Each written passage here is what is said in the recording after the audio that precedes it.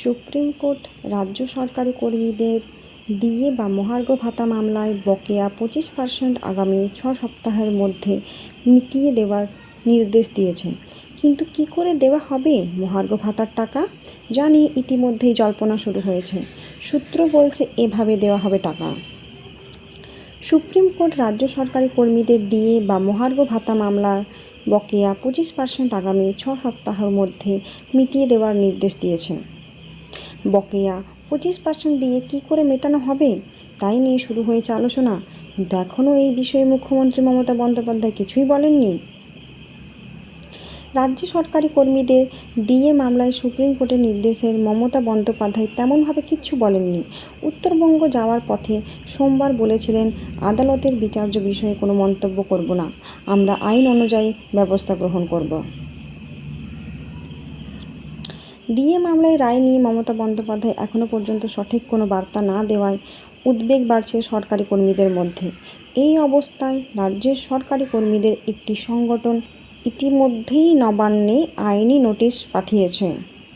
DA দিতে রীতিমতো টালবাহানা করেছে রাজ্য সরকার।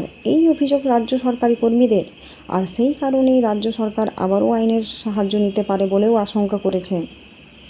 সূত্রের খবর, রাজ্য সরকার রাজ্য সরকারি কর্মীদের বকেয়া ডিএ দেওয়ার পরিকল্পনা করেছে। সূত্রের খবর, পিএফ অ্যাকাউন্ট বা প্রভিডেন্ট ফান্ড অ্যাকাউন্টে ডিএর টাকা জমা দেওয়ার পরিকল্পনা করেছে Nabanna.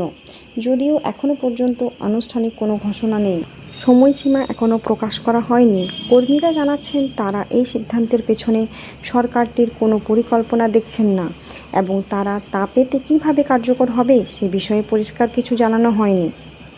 Confederation of state government employees DA সংক্রান্ত বিষয়ে রাজ্য সরকারকে যে আইনি নোটিশ দিয়েছে তা অবশ্য গ্রহণ করেছে সংশ্লিষ্ট কর্তৃপক্ষ। জানিয়েছেন সংগঠনের নেতারা, কেন্দ্রের সঙ্গে সমাহারে ডিএর দাবিতে রাজ্য সরকারি কর্মীরা দীর্ঘদিন ধরেই লড়াই করেছেন। আইনি লড়াইয়ের পাশাপাশি তারা প্রতিবাদ বিক্ষোভও দেখাচ্ছে। আইনি লড়াই একাধিকবার জিতলেও এখনও হাতে পাননি ডিএর টাকা, তাই সিঁদুরে মেঘ দেখলেও তারা ভয় পাচ্ছেন।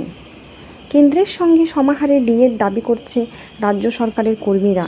কেন্দ্রের কর্মীরা বর্তমানে 55% ডিএ পাচ্ছেন। বাজেট অধিবেশনে মমতা বন্দ্যোপাধ্যায় রাজ্যের সরকারি কর্মীদের জন্য 4% ডিএ ঘোষণা করেছে। তাতে রাজ্যের কর্মীদেরই ডিএ 18%।